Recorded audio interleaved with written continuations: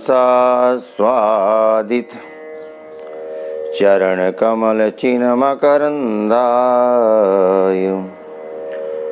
भक्त जन मानस निवासाय श्री लक्ष्मी नारायणाय श्री लक्ष्मी नारायणाय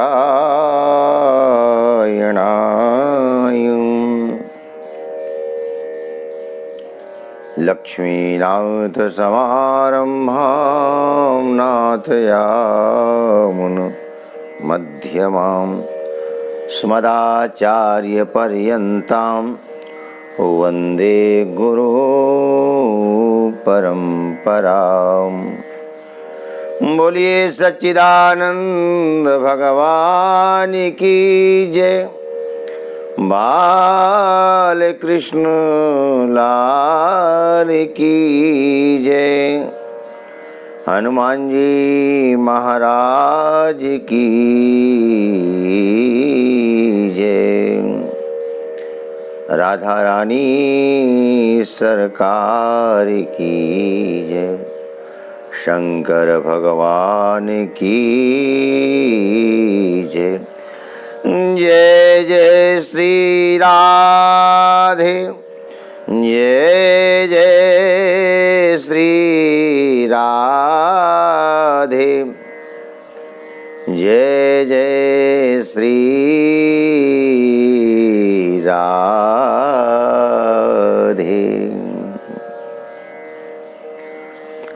अनंत कोटि ब्रह्मांड नायक परात्पर जगदीश्वर अखिलेश्वर नंद नंदन भगवान श्याम सुंदर की वांगमयी प्रतिमूर्ति श्रीमद् भागवत महापुराण भगवान भागवत के चरणों में अनंत आनंद बंदन प्रणिपात समर्पित करते हुए समुपस्थित मातृशक्तियों मेरे भाइयों नन्हे मुन्ने बालकों, बहे सत्संग की गंगा अरे मंचल नहा आए, जिसे तू भूल बैठा है उसी से फिर मिला लाएं।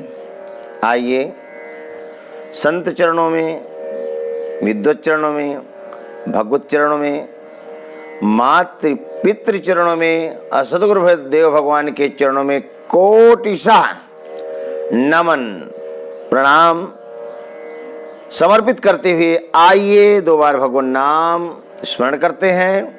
पश्चात भक्ति रस प्रवचन की धारा में अवगाहन करके जीवन को धन्य बनाएंगे। भगवान नाम।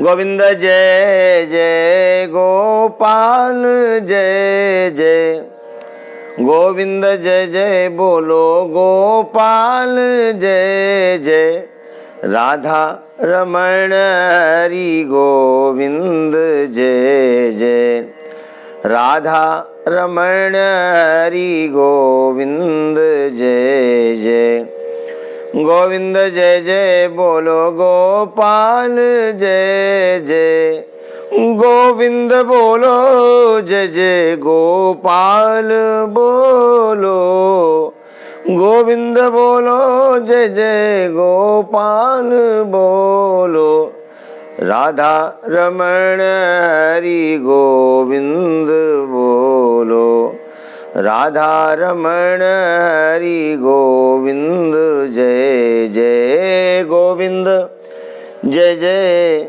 बोलो गोपाल जय जय, गोविंद जय जय बोलो गोपाल जय जय, राधा रमण हरि गोविंद जय जय, राधा रमण हरि गोविंद जय जय। बोलिए सच्चिदानंद भगवान की, बाल कृष्ण लाल की, राधा रानी सरकार की जय। जय जय श्री राधे। बोलिए बरसाने वारी की जय, यमुने महारानी की जय। स्नेह पास मिमो चिन्धि दृढ़ं पाण्डुषु वृष्णिषु, द्वारिकाधीश, यदुवंश और पांडुवंश के मध्य में मेरी स्नेह की जो ग्रंथि है, मजबूत गांठ है, जिसको मैंने जकड़ करके बांध रखा है, उस ग्रंथि का आप उच्छेद कर दें। मैं मोहासक्त हूं पांडुवंश यदुवंश में, और आपके चरणों को पाना है तो मोह से दूर जाना होगा। प्रीति आपके चरणों में करनी है तो आपके चरणों में मन को लगाना पड़ेगा।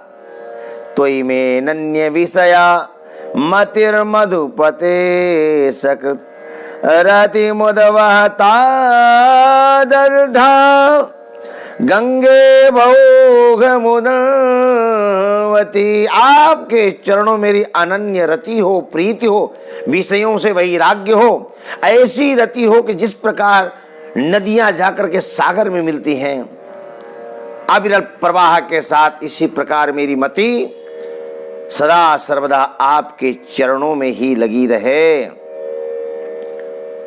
केवल आपके चरणों की प्रीति चाहती हूं, अनुराग चाहती हूं। उमा जी राम चरण रति, उमा जी राम चरण रति, विगत काम मद क्रोध, निज प्रभु में देखहीं जगत केहि सन करहीं विरोध। जो भगवान के चरण परायण हो चुके हैं, जो भक्त काम क्रोध मद आदि से जो परे हो चुके हैं, निज प्रभु में देखहीं जगत, वो चराचर जगत को अपना परमात्मा का स्वरूप मानते हैं, जानते हैं। किससे विरोध करें, किनसे दूरियां बनाएं। भक्त कहता आप ही स्नेह पास मिमम छिंदी दृढ़म पांडु सुविष्णुषु।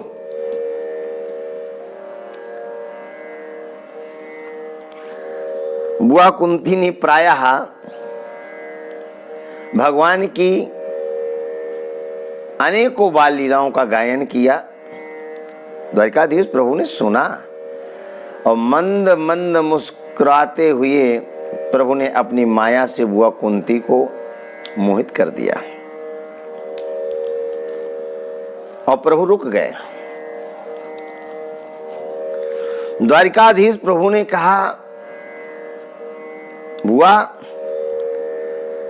अब आप खुश हैं? धर्मराज युधिष्ठिर ने कहा द्वारिकाधीश ये आपको रोकने का ही क्रम चल रहा था, आप रुकें, और आपके रुकने से ही तो मां की प्रसन्नता है। बुआ कुंती ने कहा द्वारिकाधीश दूर जाने की जरूरत नहीं है। आपने पूछा कि बुआ आपके जीवन में विपदा, अरे दूर क्यों जा रहे हो? अभी अभी उत्तरा के गर्भस्थ शिशु की आपने रक्षा की। तो मैंने जाना कि आपकी प्राप्ति का एकमात्र साधन विपदा है, और आप उनके पास रुकते भी हैं जिनके सामने विपदाएं हैं। एक नहीं अनेक विपदा, उनका आप साथ देते हैं। धनवानों के आप साथी नहीं हैं, नहीं। द्वारिकाधीश ने कहा कैसे बुआ? बोले सच्चाई है। जैसे धर्मराज युधिष्ठिर हस्तिनापुर की गद्दी पर बैठे आप द्वारिका की याद करने लगे, इसके पहले द्वारिका की याद नहीं आई आपको? द्वारिकाधीश प्रभु मुस्कुरा गए, बड़ी प्रसन्नता हुई। सब लोगों ने सायंकालीन इच्छित पदार्थ लिया। प्रसन्नता है। अच्छा एक बात बताएं, जब आप मानसिक तौर पर स्वस्थ होते हैं तो निद्रा जल्दी आती है। यदि किसी प्रकार की चिंता आपके सिर पर होती है तो करवट बदलते बदलते रात निकल जाती, निद्रा आती नहीं है। सायंकालीन सभी लोगों ने इच्छित पदार्थ लिया, विश्राम किया, खर्राटे लेकर सोने लग गए। लेकिन एक ऐसा वहां पर है सज्जन जिसको निद्रा नहीं आ रही। किसको? द्वारिकाधीश प्रभु को निद्रा नहीं आ रही। क्यों? समस्त लोग राजमहल के अंदर हैं, सब सो गए और हस्तिनापुर राज्य की जनता सो गई। यदि कोई जग रहा है तो द्वारिकाधीश प्रभु जग रहे हैं। द्वारिकाधीश प्रभु ने सुना क्या कि रात में कहीं से शिष्कारियों की आवाज आ रही है, कोई रो रहा है। द्वारिकाधीश प्रभु ने आश्चर्य व्यक्त करते हुए मन ही मन सोचने को अपने को मजबूर कर दिया, धर्मराज युधिष्ठिर के शासन में प्रजा दुखी है और इतना भय, इतना डर के छिप करके रात्रि के बेला में जनता रोती है। और यदि जनता रोएगी तो राजा का क्या होगा, देखना चाहिए।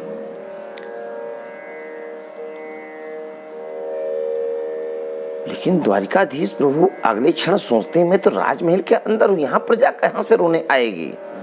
प्रजा रोएगी तो राजमहल के बाहर रोएगी, जब बाहर रोएगी तो बाहर की आवाज अंदर तो आएगी नहीं, तो राजमहल के अंदर कौन रो रहा है। श्रुत मुनि कहते हैं शौनकादिक एक ही नहीं जगने वाला था उस राजमहल के अंदर, जगने वाले दो लोग थे। दो लोग थे। कौन? एक द्वारिकाधीश प्रभु और एक धर्मराज युधिष्ठिर। धर्मराज युधिष्ठिर क्यों? महाभारत युद्ध हुआ,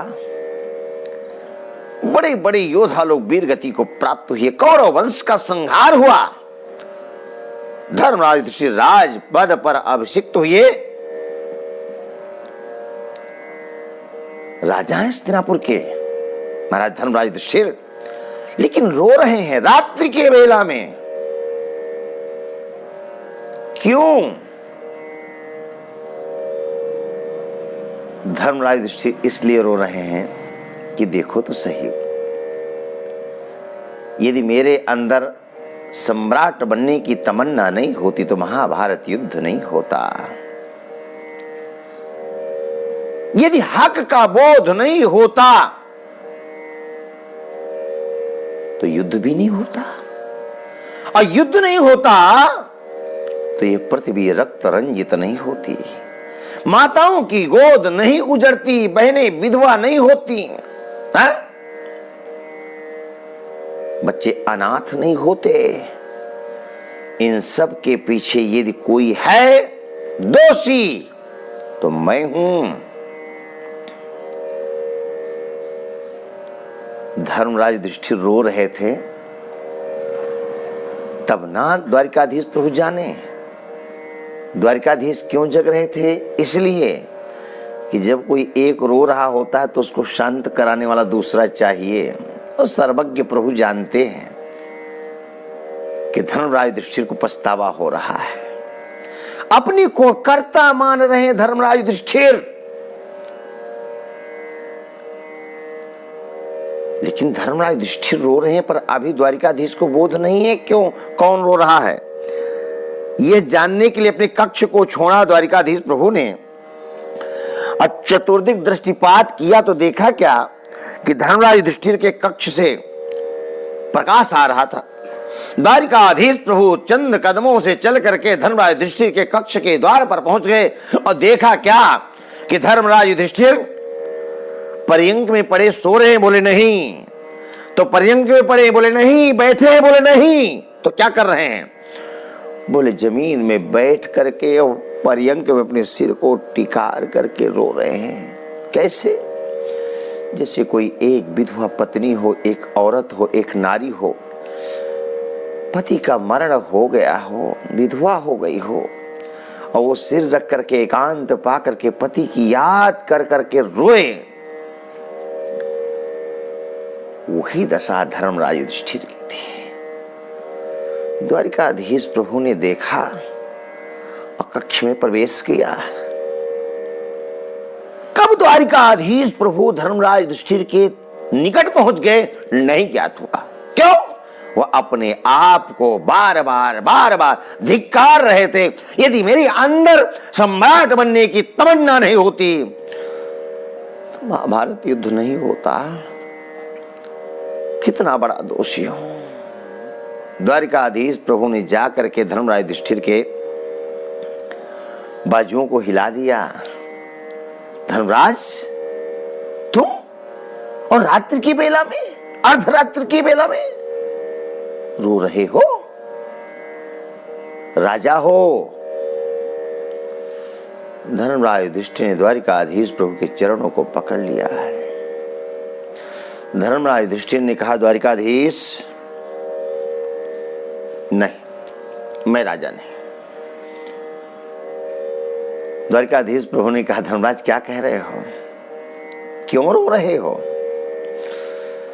धर्मराज युधिष्ठिर तुरंत चरणों को पुनः पकड़ लिए। द्वारिकाधीश, कितना बड़ा पापी हूं, कितना बड़ा दुरात्मा हूं, मेरे कहने के लिए मेरे पास शब्द नहीं। धर्मराज युधिष्ठिर अपने आप को क्या कह रहे हैं? अरे धर्मराज, क्या कह रहे हो अपने आप को? धर्मराज ने कहा, जो कह रहा हूं ठीक कह रहा हूं। क्या हो गया आपको? धर्मराज युधिष्ठिर ने कहा, द्वारिकाधीश, सच कहता हूं, यदि सम्राट बनने की इच्छा नहीं होती तो महाभारत युद्ध नहीं होता। अब महाभारत युद्ध नहीं होता तो पृथ्वी रक्त रंजित नहीं होती, बच्चे अनाथ नहीं होते, माताओं की गोद नहीं उजड़ती और बहनें विधवा नहीं होती। बहुत बड़ा दोषी हूं, बहुत बड़ा पापी हूं। और यह कह करके द्वारिकाधीश के चरणों को पकड़ करके रोने लग गए धर्मराज युधिष्ठिर। द्वारिकाधीश प्रभु ने मन में सोचा, ओ तो धर्मराज अपने आप को कर्ता मान रहे हैं? मैं तो अर्जुन को कहा था कि अर्जुन, ये तो सब मरे मराए हैं, तो यश कमाले निमित्त मात्रम भव सव्यसाचिन। तुझे निमित्त बनाना चाहता हूं, निमित्त बन जा, कायरता का परिचय मत दे। मैंने उपदेश किया, स्वीकार किया, शिष्यस्ते हम साधिमाम त्वं प्रपन्नम, और युद्ध किया। लेकिन धर्मराज युधिष्ठिर अपने आप को कर्ता मान रहे हैं। द्वारिकाधीश प्रभु ने उस रात्रि के वेला में काल की प्रबलता का, कर्म की प्रबलता का, महानता का वर्णन किया। भैया, यहां कोई किसी को न दुख देने वाला है, न कोई सुख देने वाला है। यहां सब लोग अपने अपने सुख और दुख के निर्माण करता है, भाग्य विधाता है। भैया, सभी कर्म करते हैं और जो जैसा कर्म करता है उसको वैसा ही फल मिलता है। काहू ना को सुख दुख करी दाता, बाबा तुलसी ने लिखा। आइए बाबा तुलसी के शब्द हम देखते हैं। काहू ना को सुख दुख करी दाता, निज कृत कर्म भोग सब भ्राता, न भुक्तं क्षीयते कर्म जन्म कोटि सतैरपि, अवश्यमेव भोक्तव्यं कृतं कर्म शुभाशुभम। जो जैसा करता है उसको फल मिलता, भोगना पड़ता है। हाँ, फल मिलने में विलंब हो सकती है, पर फल से कोई चूक नहीं सकता है। जो जैसा कर्म करेगा फल मिलेगा। अवश्यमेव भोक्तव्यम कृतं कर्म शुभाशुभम। देखा, 5-6 दिन पहले 8 पुलिस वालों का दुरात्मा ने वध किया, मृत्यु निकट आ गई थी। आज सुबह सुबह मर्डर हो गया, एनकाउंटर हो गया। और किसी का क्यों नहीं हुआ, उसका क्यों नहीं हुआ? जो जैसा कर्म करेगा वैसा फल मिलेगा। किसी को जल्दी मिलता है, किसी को देरी से मिलता है। और एक बात है, बुरे कर्म का ही फल नहीं, एक तरफा लेकर नहीं उड़ जाइएगा। सत्कर्म करोगे, सत्कर्म का फल मिलेगा। संत लोग भजन करते हैं, भगवत दर्शन होता है। जो जैसा कर्म करेगा वैसा उसको फल मिलेगा। सारी रात उपदेश किया काल और कर्म की महानता का, प्रबलता का, लेकिन धर्मराज युधिष्ठिर को यह बात समझ में नहीं आई। द्वारिकाधीश प्रभु ने प्रश्न किया, द्वारिकाधीश ने कहा, भैया सारी रात्रि उपदेश किया लेकिन बात कुछ समझ में आई कि नहीं आई? धर्मराज युधिष्ठिर ने कहा क्यों?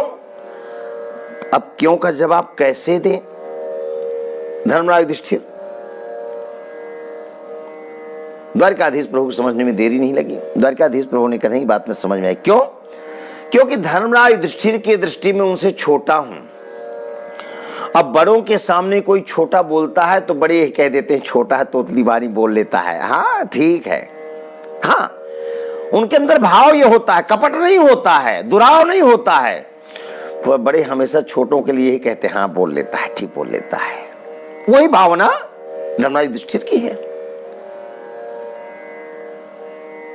धर्मराज युधिष्ठिर अपना अनुज मानते हैं द्वारिकाधीश को, होंगे परमात्मा किसी के लिए, मेरा तो अनुज है।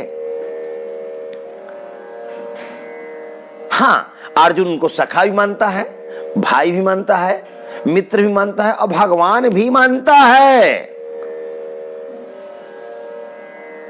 अच्छा, यही उपदेश द्वारिकाधीश प्रभु ने समरांगण में, युद्ध भूमि में, कुरुक्षेत्र की भूमि में अर्जुन को उपदेश किया।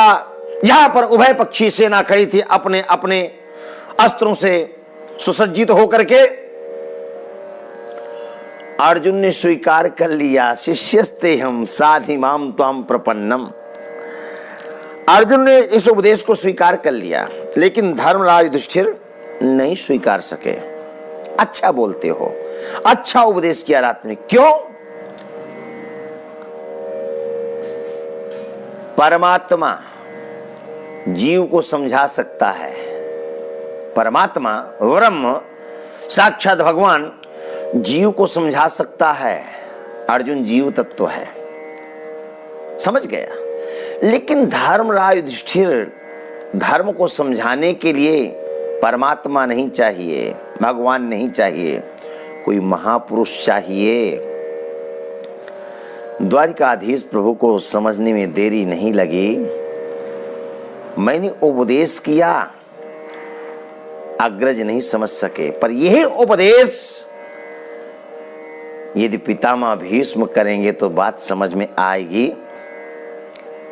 बाबा तुलसी लिखते हैं, भगवान शंकर का कथन है, लागन उर उपदेश यद्यपि कहो शिव बार बहु।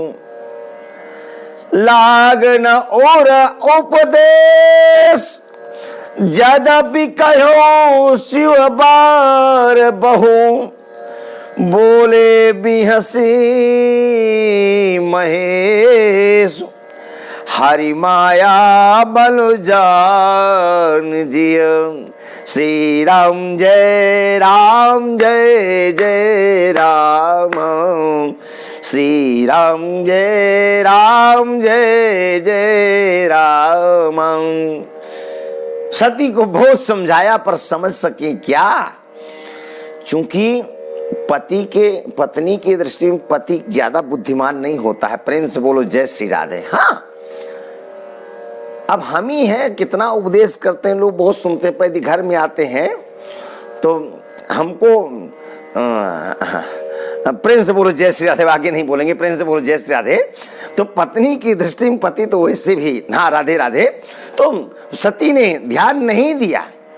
और यहां पर द्वारिकाधीश प्रभु धर्मराज युधिष्ठिर की दृष्टि में छोटे हैं, बालक हैं, अच्छी भाषा बोल लेते हो। द्वारिकाधीश प्रभु ने कहा नहीं, पितामह भीष्म यदि इस उपदेश को कहेंगे तो धर्मराज युधिष्ठिर समझेंगे, अब मुझे कुछ ऐसा करना चाहिए। तो धर्मराज युधिष्ठिर जब रो रहे थे, उनकी बाजुओं पकड़ कर हिला दिया था, किस लिए रो रहे हो, क्यों रो रहे हो, लेकिन जब नहीं माने तो द्वारिकाधीश प्रभु स्वयं ध्यानस्थ हो गए। क्यों? ब्रह्म वेला आ चुकी थी, सुप्रभात हो चुका था। बड़े बड़े अमलात्मा विमलात्मा संत महापुरुष लोग जो है परमात्मा का ध्यान कर रहे थे। द्वारिकाधीश प्रभु ध्यान लगा के बैठ गए और ध्यान ही नहीं लगाए, अश्रु प्रवाह करने लग गए। धर्मराज युधिष्ठिर ने कहा, द्वारिकाधीश अभी उपदेश कर रहे थे, अब कहां गए? देखा तो बगल में बैठ करके ध्यान लगाकर बैठे, अश्रु प्रवाह कर रहे हैं, रो रहे हैं। धर्मराज युधिष्ठिर ने कहा, ये क्या हुआ? अभी मुझे उपदेश कर रहे थे कि काऊ न को सुख दुख कर दाता, निज कृत कर्म भोग संभ्राता। बड़ा उपदेश किया रात भर और अब स्वयं रो रहे हैं। बाजू पकड़ के हिला दिया द्वारिकाधीश, आप क्यों रो रहे हैं, किसके लिए रो रहे हैं? बड़ा उपदेश किया रात्रि भर, अब मुझे तो लगता उन्हीं लोगों की याद कर करके आप स्वयं रोने लगे, चूंकि रिश्ते में तो वो भी आपके थे ना। पर उपदेश कुशल बहु तेरे, पर उपदेश कुशल बहु तेरे, जे आचराहित नर ना घनेरे, जे आचराहित नर ना घनेरे, पर उपदेश कुशल बहु तेरे। द्वारिकाधीश, हमें तो लगता है कि उपदेश करना बहुत सरल होता है, पर जे आचरित नर न घनेरे, ऐसे लोग बहुत कम मिलते हैं। क्यों रो रहे हैं आप? द्वारिकाधीश प्रभु ने कहा, मैं उनके लिए नहीं रो रहा जिनके लिए आप रो रहे हैं।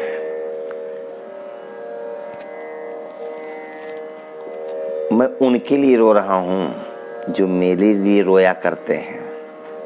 आपके लिए? हाँ। द्वारिकाधीश प्रभु ने कहा, धर्मराज, ये ब्रह्म वेला है, बड़े बड़े अमलात्मा विमलात्मा पुण्यात्मा परमहंस लोग मेरी याद करके समाधि लगा करके मेरे लिए अश्रु प्रवाह करते हैं, मेरा मानो अभिषेक करते हैं। तो जो मेरी याद करके मेरे लिए आंसू बहाते हैं, उनके लिए मैं भी आंसू बहाता हूं। गद गद गिरा नयन बह नीरा।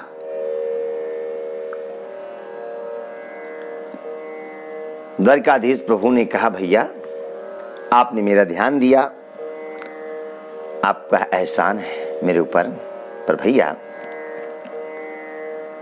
ब्रह्म वेला है।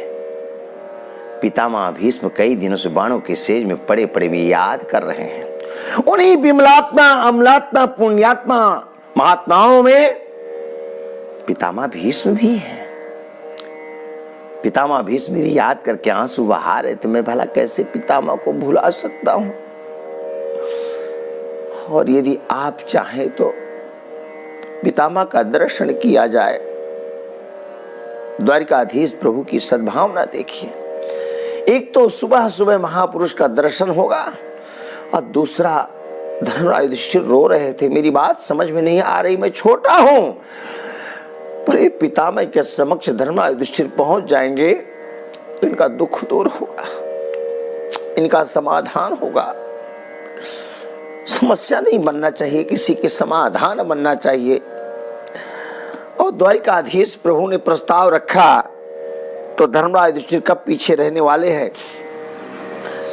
धर्मराज युधिष्ठिर ने कहा, द्वारिकाधीश बहुत अच्छी बात आपने कही, कई दिन हो गए पितामह का दर्शन नहीं किया हम लोगों ने, चलते हैं पितामह का दर्शन करके आते हैं। पांचों भाई द्रौपदी पांडवों की सेना, पूरा परिवार पितामह भीष्म से मिलने के लिए चल पड़ा है। पितामह भीष्म आज कई दिनों से बाणों की सेज में पड़े हुए हैं।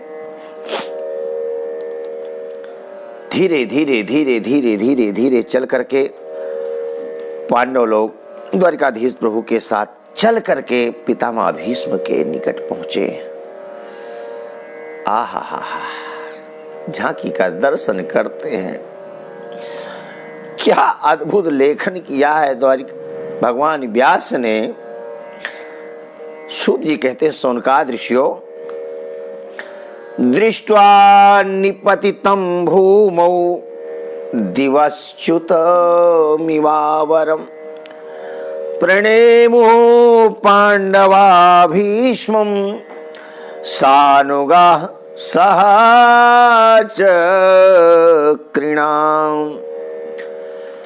दृष्ट्वा निपतितं भूमौ दिवश्च्युतमिवावरम्। ऐसे लगता है कोई देवलोक का देवता मृत्युलोक में आकर के अपने दर्शनों से जीवों को कृतार्थ कर रहा हो। अद्भुत दर्शन पांडवों ने द्वारिकाधीश प्रभु के साथ किया। प्रणेमु पांडवा भीष्मं सानुगा सहचक्रिणः। पांडवों के साथ सुदर्शन चक्रधारी द्वारिकाधीश प्रभु है।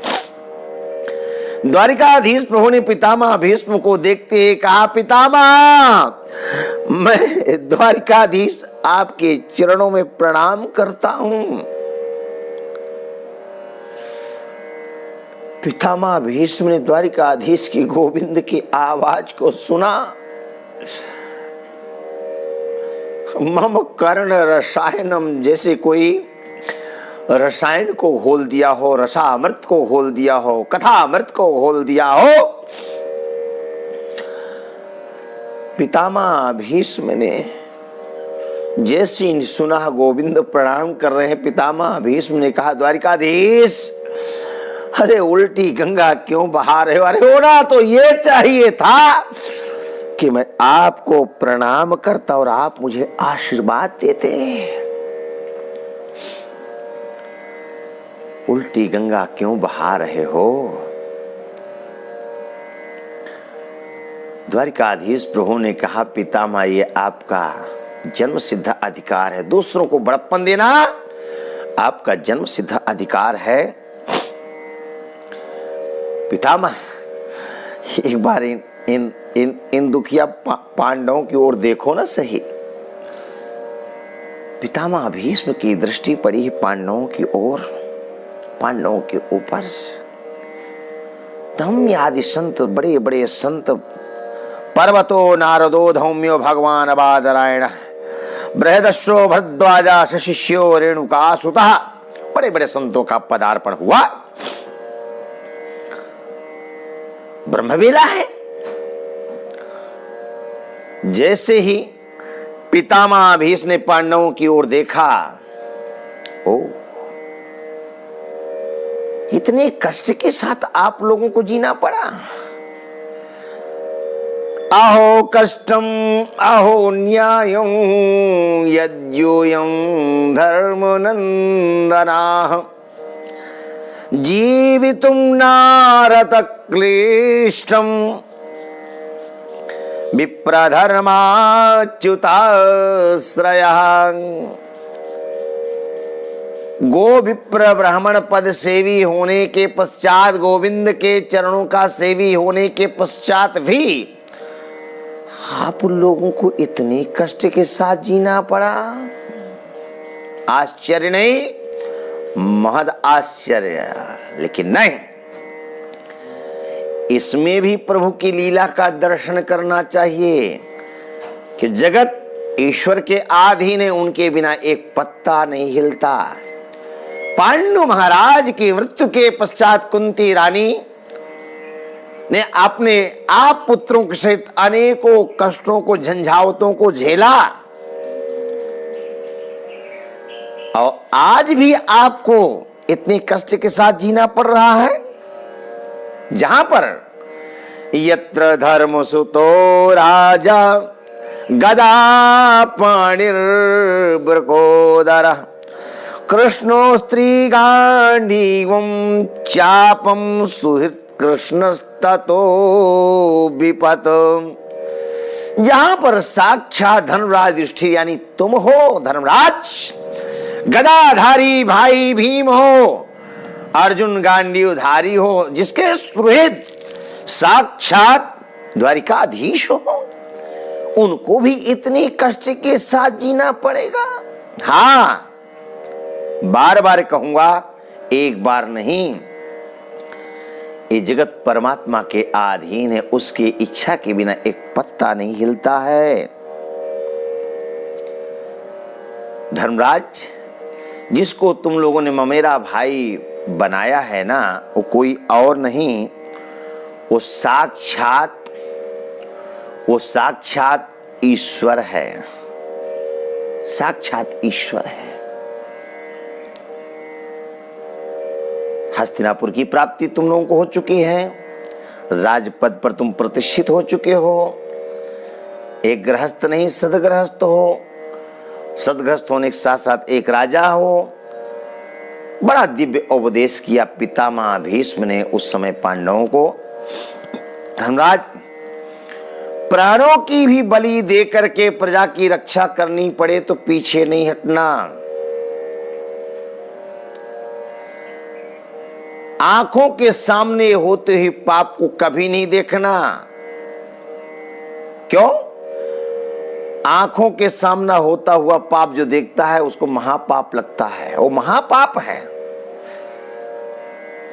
प्राणों की बलि दे करके, प्राणों की बलि दे करके प्रजा की रक्षा करनी पड़े, करना, पर आंखों के सामने होते पाप को देखना नहीं, महापाप होता है। पितामह भीष्म का यह कहना हुआ कि द्रौपदी का खिलखिलाहट के साथ हंसना हुआ,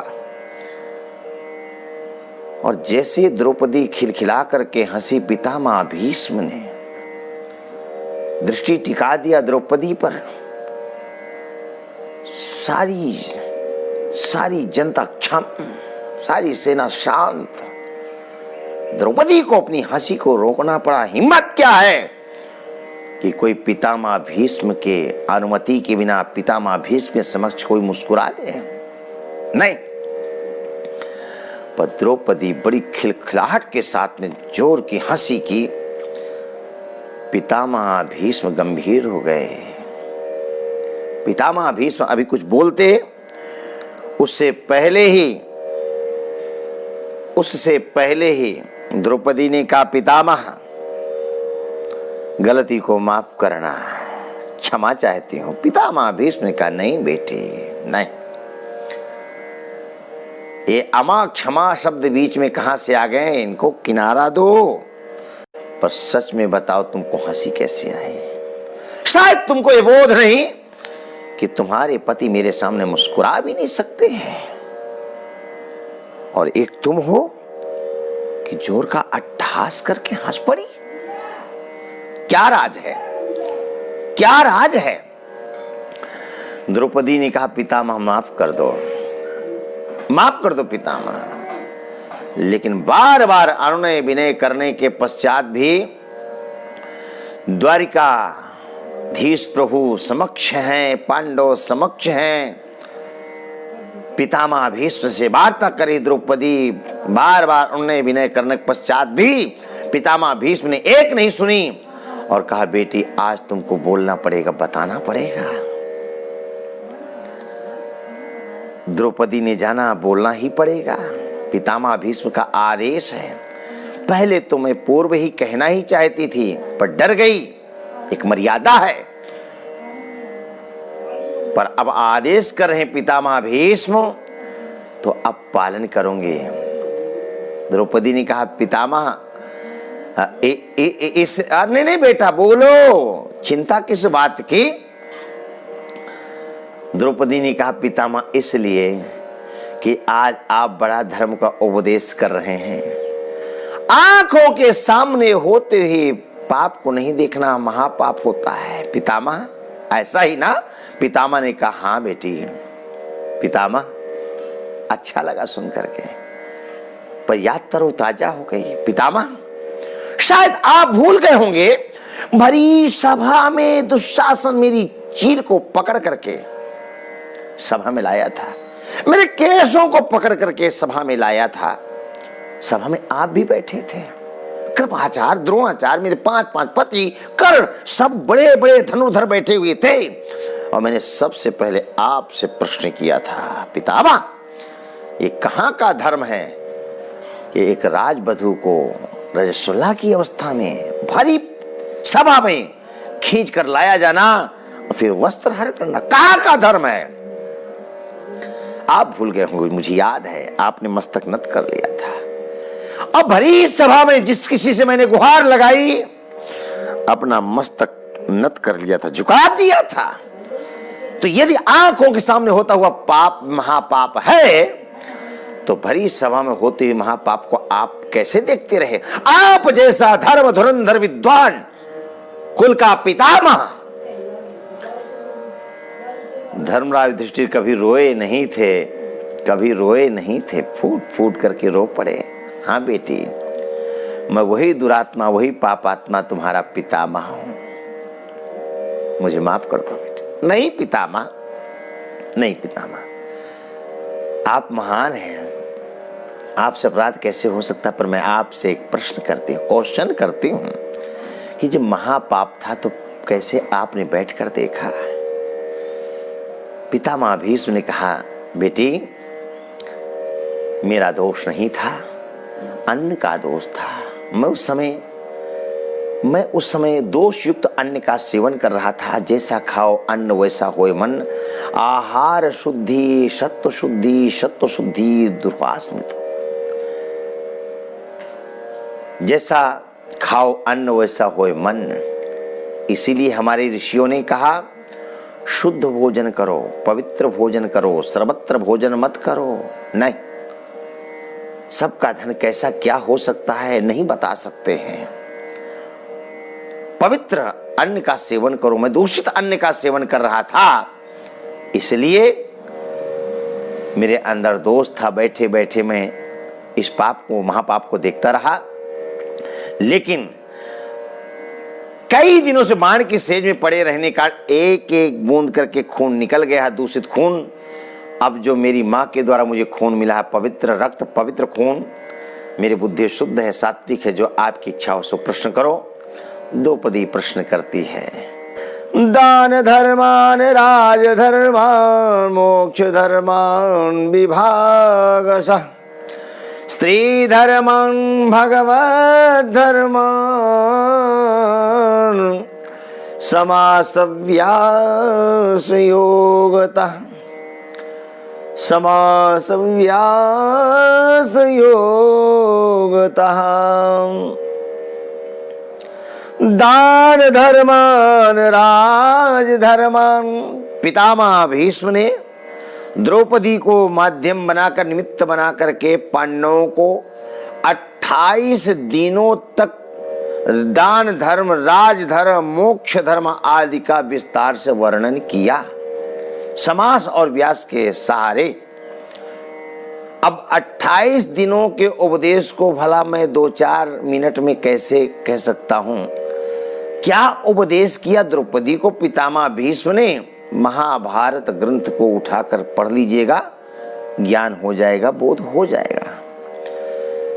दान धर्मान राज धर्मान मोक्ष धर्मान विभागसः।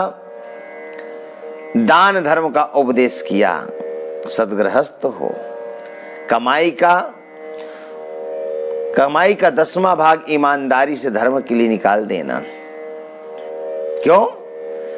तन पवित्र सेवा किए, धन पवित्र कर दान, मन पवित्र हरि भजन सो, होत त्रिविध कल्याण। तन की पवित्रता सेवा से है, धन की पवित्रता दान से है, मन की पवित्रता भजन से है। तन पवित्र सेवा किए धन पवित्र कर दान, कमाई का 10वां भाग ईमानदारी से। और एक बात बताएं, दान तो करना ही करना, पर कदाचित दान की भावना हुई, संकल्प कर लिया और दान की वस्तु नहीं है पास में, तो भूल नहीं जाना किए हुए संकल्प को पूर्ण करना। नहीं, उसका भी बहुत बड़ा प्रायश्चित है। आपने किसी कह दिया हम आपको ऐसा करेंगे, इतना धन देंगे, इतना पैसा देंगे, आज याद करेंगे, तो संकल्पित वस्तु को यथाशीघ्र ही पहुंचा देना। जिस गरीब के लिए, जिस महापुरुष के लिए, जिस अधिकारी के लिए आपने संकल्प किया है, संकल्प पूर्ण कर देना, इसी में आपकी भलाई है। अगला तो आपको नहीं इंगित करेगा, इशारा करेगा कि आपने ऐसा कहा था, पर आप अपना संकल्प जरूर पूर्ण करना। महाराज नृग की कथा सुना है ना, सुनने को पाएंगे आप। स्वदत्ताम परदत्ताम व ब्रह्मवृत्तिम हरे च, जो कह दिया उसको देना है, दबा नहीं जाना है। अरे कह दिया वो आपका मामला है, जिसको कहा वो आपसे कहने नहीं आएगा, लेकिन दान धर्मान, दान का ये धर्म है कि संकल्पित वस्तु धन को दे ही देना चाहिए। ठीक है, एक बात बताएं, कमाई का ये 10वां भाग दान करते रहेंगे तो धन पवित्र होता रहेगा। कैसे? जैसे कुएं का जल है, यदि हम कुएं के जल को निकालते रहेंगे तो पवित्र होता रहेगा, स्वच्छ बना रहेगा। और यदि नहीं निकालेंगे तो पानी में विकार पैदा हो जाएगा, दूषित हो जाएगा, बदबू आने लग जाएगी, कीड़े मकोड़े पड़ जाएंगे, कोई उपयोग नहीं, दूषित हो जाएगा। पानी न निकालने से कुएं का पानी दूषित हो गया। इसी प्रकार धन को दान न देने से वो दूषित हो गया। दूषित का परिणाम क्या हुआ? आपने परिश्रम करके कमाया, वो आपका एकाधिकार है, आपका है। आप दान दो तो ठीक है, न दो तो ठीक है, दोगे तो भलाई और है, पवित्र बनेगा। पर दान धन का नहीं करेंगे तो दूषित हो जाएगा। अरे वही तो हम पूछ रहे हैं, दूषित की परिभाषा क्या है? दूषित की परिभाषा ये है कि आप तो बड़ा सात्विक जीवन बिता रहे थे, लेकिन अन्न का, उस धन का दान नहीं किया। आपने लौंग भी नहीं खाई थी, लेकिन आपका बेटा ऐसी संगति में पड़ा कि ड्रिंकिंग करना सीख गया, पत्ता खेलना सीख गया, सट्टेबाजी सीख गया। कमाया तो पुरुषार्थ से था, पर दान नहीं किया, दूषित हो गया। बच्चा पैदा हुआ, बिकारी पैदा हुआ। अब चलो बेटा भी कहीं ना कहीं सही निकला, पर यदि आप दान नहीं करते हैं तो आपका पौत्र निश्चित रूप से असामाजिक निकलेगा, वो धन को बर्बाद कर देगा। धन बर्बाद ना हो, दूषित ना हो, समय समय पर दान करते रहना चाहिए। हाँ, दान करते रहो, पवित्र होता रहेगा। तन पवित्र सेवा किए धन पवित्र कर दान, मन पवित्र हरि भजन सो होत त्रिविध कल्याण। मन से भगवान का स्मरण करना, मन पवित्र होगा। दान धर्मान, राज धर्मान, मोक्ष धर्मान विभागशः, स्त्री धर्मान भगवन् धर्मान, समासं व्यास योगतः। राजधर्म का, स्त्री धर्म का, भागवत धर्म का पितामह भीष्म बहुत विद्वान थे, सबका विभाग करके और वर्णन किया, उपदेश किया पांडवों को।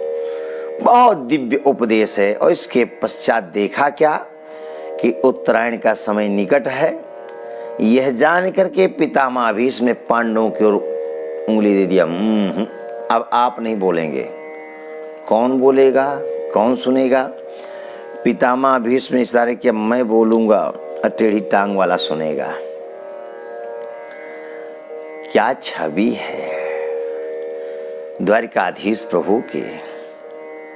कितना भजन किया होगा पितामह भीष्म ने।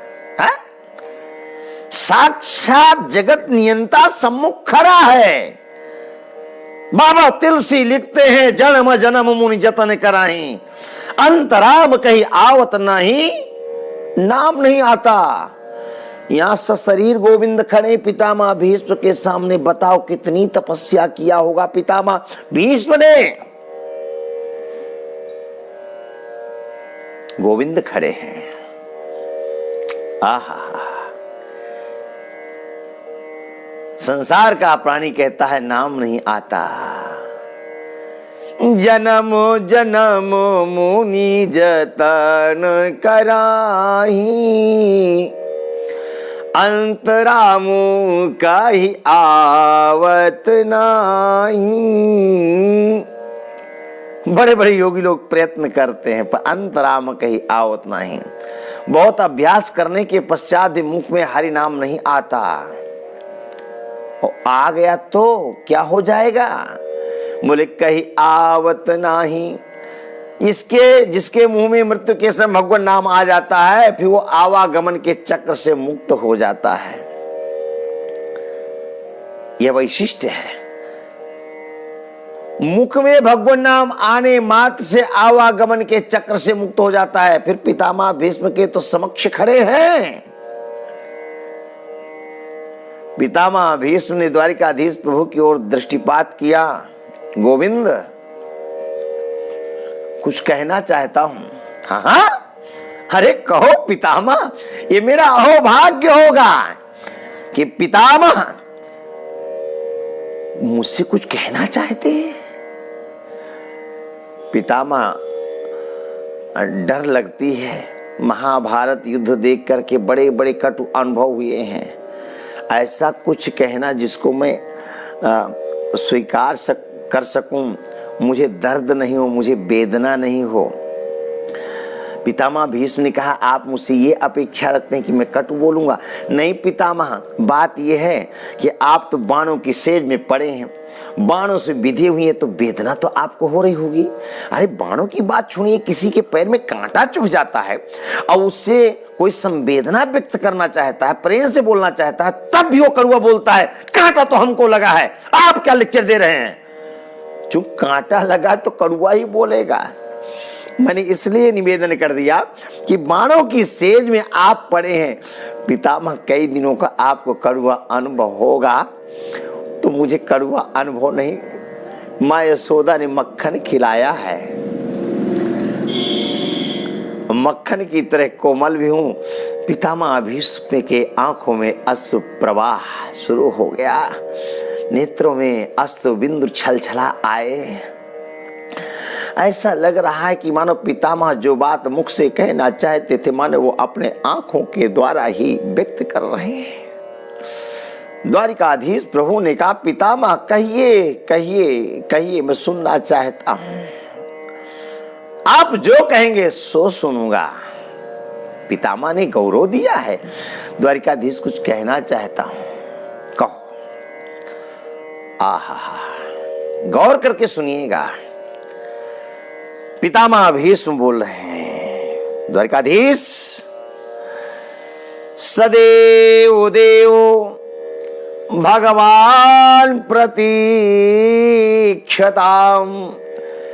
कलेवरम यावदिदं हीनोम्यहम्। सदैव देव भगवान प्रतीक्षताम कलेवरं यावदिदं हीनोम्यहम्।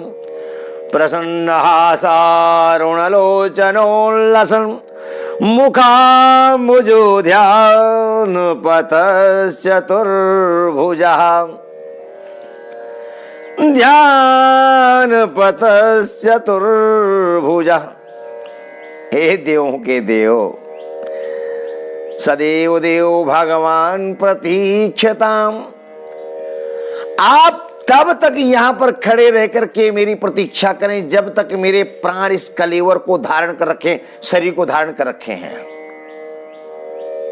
कलेवरम यावदिदं हीनोम्यहम्, कलेवरम यावदिदं हीनोम्यहम्, कलेवरम यावदिदं हीनोम्यहम्। तब तक, जब तक प्राण इस कलेवर को धारण कर रखे हैं, तो इस कलेवर के अंदर प्राण है, तब तक द्वारिकाधीश बड़े आह्लाद के साथ पांडवों को लेकर आए थे पितामह भीष्म के समक्ष दर्शनार्थ। आह्लादित होकर के प्रणाम किया था, पितामह मैं द्वारिकाधीश आपको प्रणाम करता हूं। पितामह भीष्म आपने बड़प्पन दिया। सूत मुनि कहते सौनकादृश्यो, पितामह भीष्म ने यह करके के बड़प्पन दिया कि उल्टी गंगा क्यों बहाते हो, ना तो ये चाहिए था द्वारिकाधीश कि मैं प्रणाम करता और आप मुझे आशीर्वाद देते। और आनंदित आह्लादित हुए द्वारिकाधीश, आना सार्थक हुआ। पांडवों को उपदेश किया और आह्लाद हुआ। लेकिन जैसे ही पितामह भीष्म ने कहा कलेवरम यावदिदं हीनोम्यहम्, कलेवरम यावदिदं हीनोम्यहम्, जब तक मेरे प्राण कलेवर हैं तब तक आप यहीं पर खड़े रहेंगे। मानो द्वारिकाधीश प्रभु के पैर तले मिट्टी खिसक गई और आह्लाद राज भी नहीं रह गया। मतलब द्वारिकाधीश प्रभु ये सोचने को मजबूर हो गए कि पितामह भीष्म कहते हैं कलेवरम यावदिदं हीनोम्यहम्, तब तक, जब तक मेरे प्राण शरीर में है तब तक। पितामह भीष्म शायद भूल गए। पितामह भीष्म को इच्छा मृत्यु का वरदान प्राप्त है। पितामह भीष्म 5 सेकेंड में भी शरीर का त्याग कर सकते हैं और 5000 वर्षों से कहीं ज्यादा शरीर को धारण कर सकते हैं। अनंत काल है, इच्छा मृत्यु का वरदान है। तो 5 सेकेंड में शरीर शांत कर दें तब तो खड़ा रहूंगा। 5 घंटे भी चल जाएंगे, 5 दिन भी चल जाएंगे। तो कलेवरम यावदिदं दिनोम्यहम्, कलेवरम यावदिदं हीनोम्यहम्। उदास हो गए द्वारिकाधीश। द्वारिकाधीश प्रभु के मुख की उदासी देख करके पितामह भीष्म ने कहा नहीं द्वारिकाधीश, इतना ही नहीं, आप खड़े भी रहेंगे तो जैसा मैं आदेश करूंगा उस मुद्रा में आपको खड़ा होना पड़ेगा। द्वारिकाधीश प्रभु ने कहा बोलिए पितामह। पितामह भीष्म ने कहा प्रसन्न हासारुणलोचनोल्लसन, उदास मुख होकर के खड़ा होने के लिए नहीं कहा बल्कि प्रसन्न हासारुणलोचनोल्लसन, आप मंद मंद मुस्कुराते हुए आप मेरी ओर देखते रहेंगे। द्वारिकाधीश प्रभु ने कहा दूसरी आफत आ गई।